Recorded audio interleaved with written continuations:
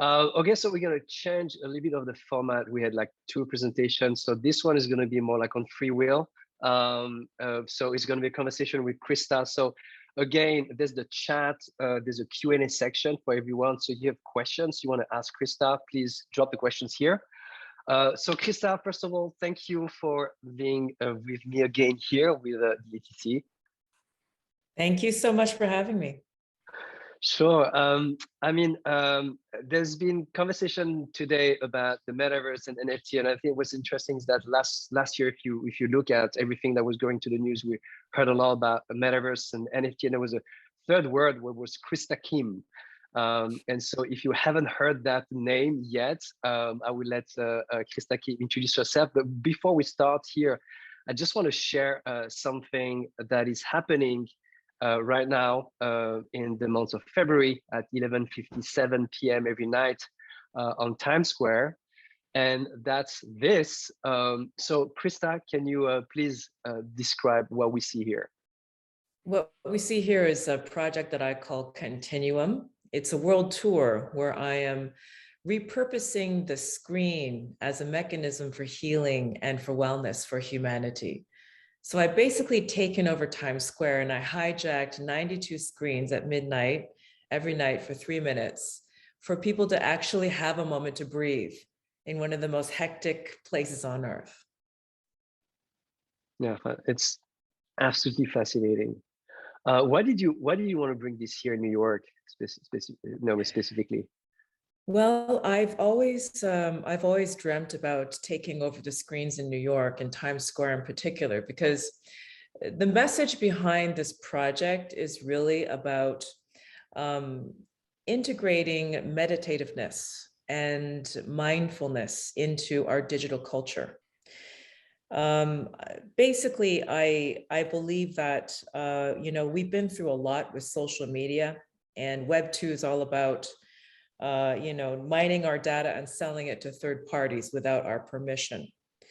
And I think that, post-COVID, everyone is hyper aware and everyone is really, understanding more the importance of mental health and much more vigilant about how technology is actually affecting us and how we could become more conscious co-creators and participate in the advancement and the evolution of technology. So this is also more like the dawn of a Web3 cultural movement, I'd say.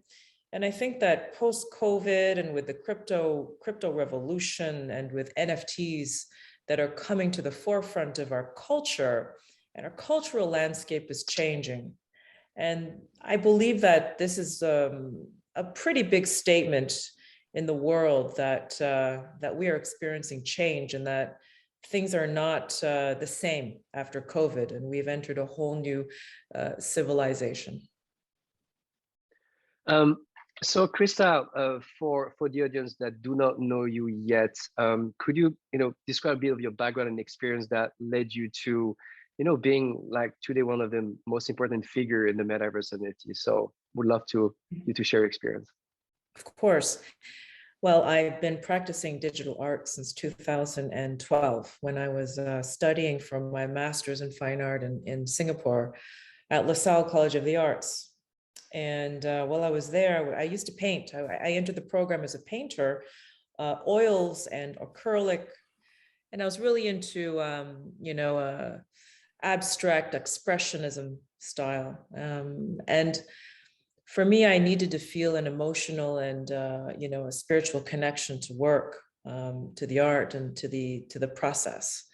So I basically began to observe my own behaviors as a person who has purchased one of these wonderful things, which I love. But there's a love-hate relationship to our screens. They're incredible for connecting us and allowing us to do things we never were able to do before, but at the same time it has disrupted us and it has introduced new cultural norms and new cultural practices and psychological, sociological, political ramifications. And I think that the social media platforms perhaps connected us, but the human connection was degraded. And, I think people were reinforced to become more narcissistic and more egocentric because of the nature of the platforms. You get likes and you get dopamine hits for sharing, aspects of your life that only show the good, and you're showing off, and you want to get likes and it's not healthy, right? It's not real. It's not human. It's not authentic. And this is why we have the largest population of children, unfortunately, who are depressed and lonely. And it is because of the technology that we've exposed them to. So my practice as an artist has been to introduce, art and humanities into technology. Because naturally, if you have an artist in the boardroom of a tech company, then it's going to be a completely different animal. If you had that for Facebook, it would be a completely different company today. Mm-hmm. And I think that we need more humanity and need more awareness in the type of culture that we are actually creating through the technology. And that's the techism movement. That is techism. Yeah, exactly. And I wrote the manifesto in 2014. That's very ahead of its time. Yes, it was. I'm a futurist. So back then I knew that, we really need to make the technology human, to have human expression. And now we're going into the metaverse and we need it more than ever. So it's a great time to be alive as a creator. So you have a unique challenge, Krista, as an artist working with technology, but also trying to keep people cognizant of the impact of technology. As you kind of move into this space with the metaverse and NFTs, what are some of those concerns that you see in terms of how people are talking about it that you want to be careful in terms of reframing the conversation? There's a lot of misconceptions of what the metaverse is. First of all, Facebook does not define the metaverse. Let's make that very clear. And the metaverse movement is deeply tied with NFTs because NFTs are the building blocks for the metaverse. They are the components that actually captures wealth and creates assets, creates markets that you can actually facilitate a lifestyle and support yourself and create a robust economy and a social ecosystem in the metaverse through NFTs. And NFTs are decentralized. Okay, so what that means is that the power is in the hands of the creators to create their own worlds and to create the vision and execute and present to the world. And when you talk about brands, you talk about organizations, what they have to understand is they're no longer just outward facing brand narratives to advertise to the public. They're now communities. And you have to ask yourself as an entity, what is the value that I bring to the community? Because you're going to activate that. You're going to manifest that as an experience in the metaverse. And then you're going to bring this community into the metaverse. You have a social responsibility to that community. So it's more than just creating fun worlds where people can gamify and buy stuff and blah, blah, blah. It's actually creating a new civilization and ecosystems around the ethos of why you exist. Can you talk more about how techism might play a role in that, in terms of bringing that perspective, bringing that co-creation mindset into these more corporate spaces? Absolutely. Let me ask you a question. Do you want to visit a shopping mall in the metaverse and hang out there with your friends? If there's something fun to do. I think some of these virtual spaces, from my experience, lack some of the depth and the resolution of being in a concurrent physical space. And so it's less fun to be in a virtual store when I can't touch things or feel things in the way that I would in physical reality. Well, I'll be less politically correct than you, and I'll say that it would suck. I think that, no, what I believe is that the metaverse is the greatest art project in human history, which is going to usher in the greatest creative renaissance of human history, because you can actually transcend the laws of physics in our physical reality and create fantasy. It's your imagination realized. And that is what's going to bring people back. They don't want to see the reality of their lives reflected in the metaverse. They want to be inspired. They want to be part of an inspiring narrative, a part of a community where they're co-creating and contributing to the vibrancy of it and to the story of it. They're part of that story. Bring them in. So it's not just about creating a shopping mall. And so who is going to create that? Artists. Artists who can actually imagine new ideas, who can bring those new ideas into the metaverse. It's going to be people who can imagine things that are, outside of the box. Now, if you've got a bunch of inside the box thinkers bringing your metaverse to life, you're going to have a metaverse that doesn't inspire. Yep. What you need is a creative person who has an imagination that could take you there. And that's how you do that. I love that you're talking about this aspect of what are the affordances of the metaverse in terms of why do people want to spend time there? What is the sensory experience that people are having? And something that I find really fascinating about your work is that for those who are unaware, you're the creator of the Mars House, which is the first digital home sold as an NFT. And I can also share some visuals for those who are unfamiliar with this aspect of Krista's work. And it's, first of all, very beautiful, but I want to hear, based on what you were just saying about shopping centers and the way that this, that physical experience translates to virtual space, what were some of the things that you were thinking about in terms of what to pull over from the traditional home experience now in virtual space? So when you create a metaverse space, you have to have a reason for it to exist. And the Mars House, the philosophy is, I want to create a home that heals, a home that inspires. I want to create a retreat from the everyday. I want to go to a place where I can breathe, where I can be surrounded in healing light and sound frequencies to relax me, to take me away, to make me feel good. And this is the Mars House. So I created what I consider Zen architecture for the 21st century and beyond, Zen design. I used to live in Japan, so I was really fascinated and really inspired by architecture in Kyoto. I love that place, my favorite place in the world. And what I learned from Kyoto is that you can have the philosophy of Zen permeate through every design and artistic decision of a place. And it creates a culture, a civilization. It lives on and on, it's timeless. But consciousness exists in a centered point that's focused. And from there you see flourishing. It's a seed that turns into a tree with many branches. And so this is what the metaverse will become. You have to have a focus of your metaverse that people want to go back and be fed by. It's emotional. It's also very spiritual, because when you're in a space like this, you'll be surprised. You're connecting with people on a purely, conscious level. It's all about, this connection we have of consciousness that transcends time and space.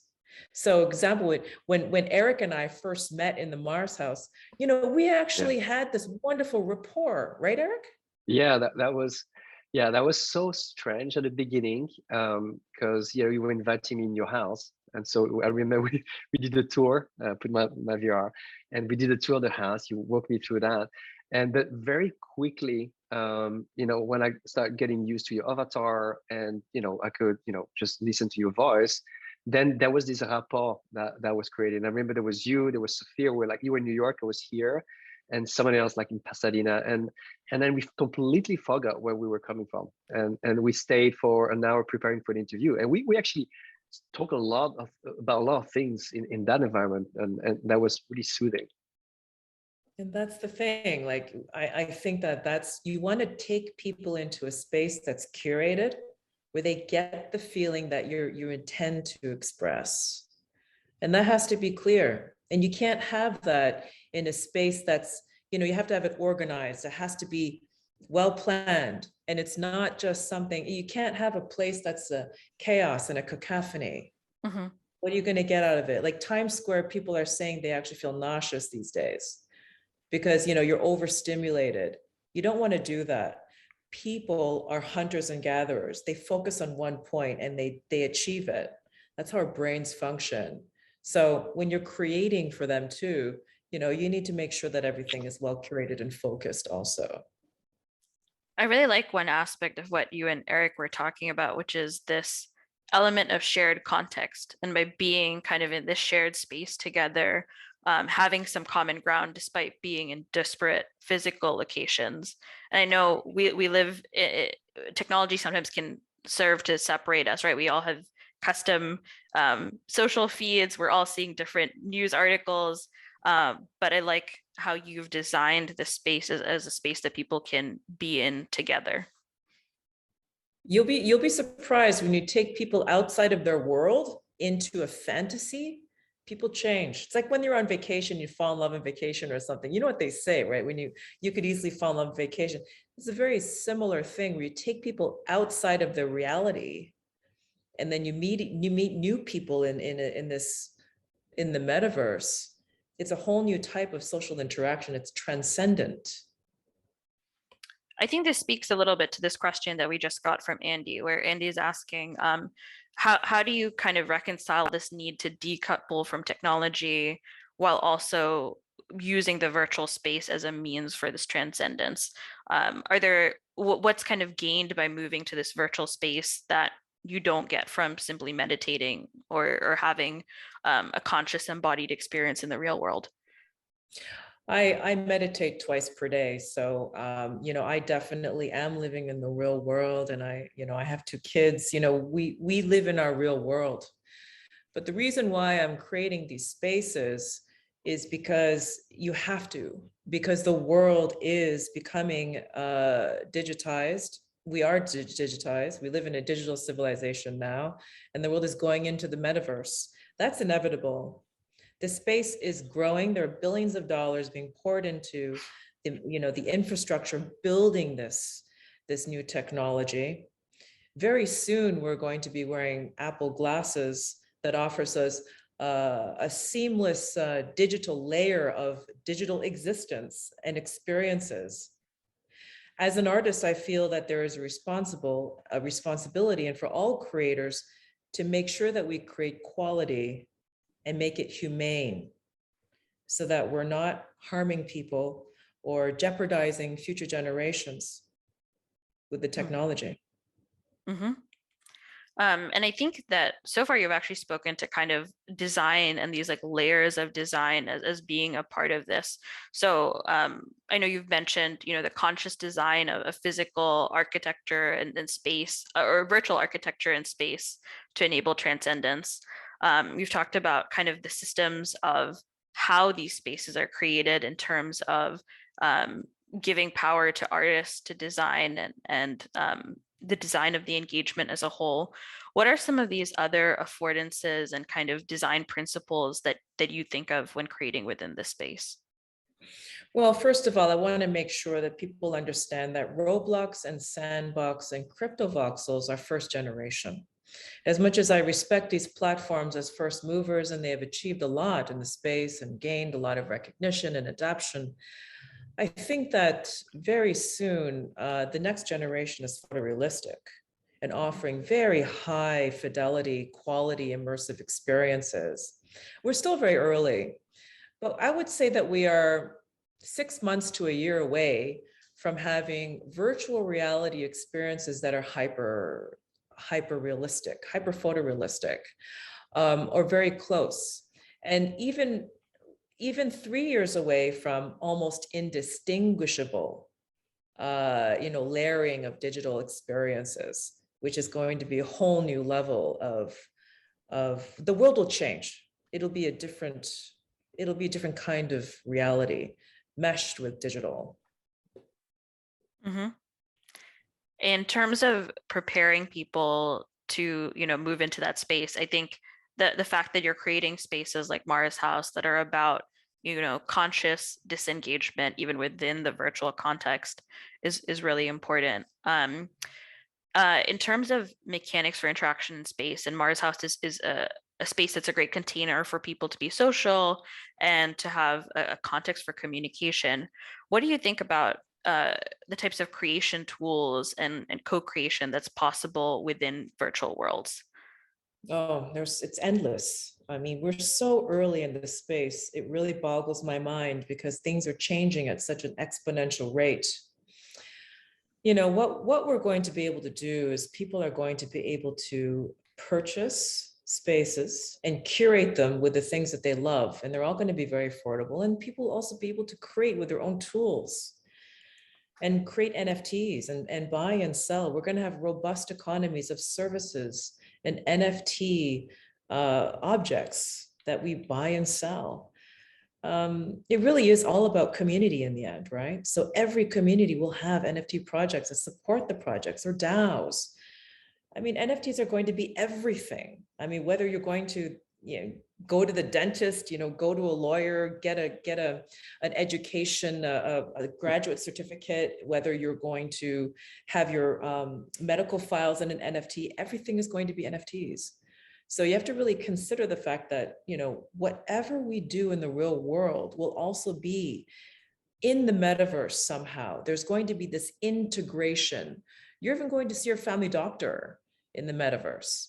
So everyone's going to curate their own lifestyle experiences that are in the metaverse, in AR. It's going to be a really robust economy and a great place to socialize. You mentioned kind of this integration between physical reality and physical reality. What do you think are kind of the tools for that integration? Is it related to avatars and identity and how people choose to express themselves? Is that kind of the key linkage between those two spaces?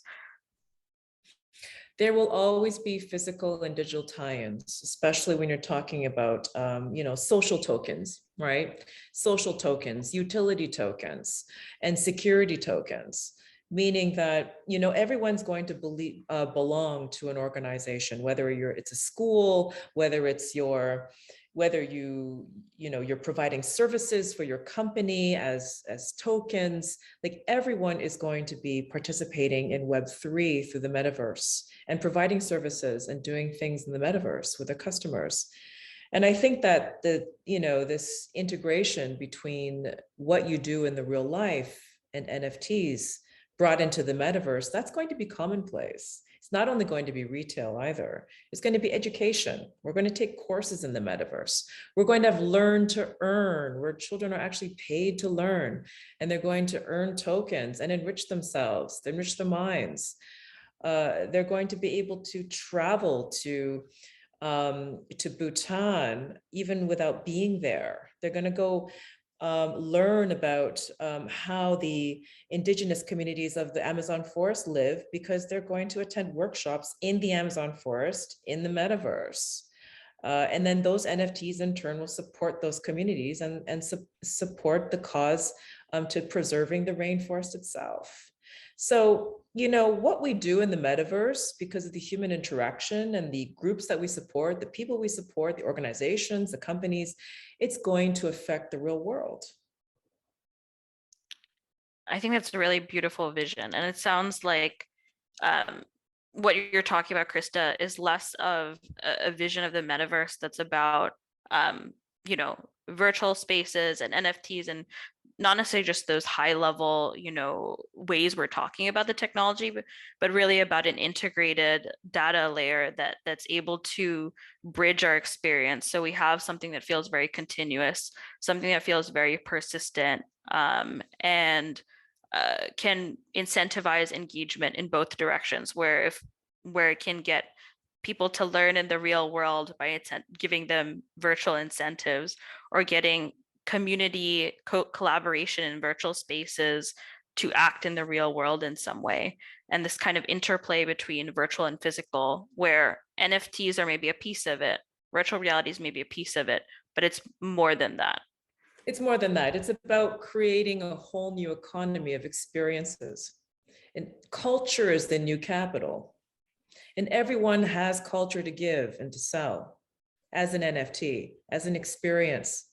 It's about packaging those experiences. And everyone's going to figure that out.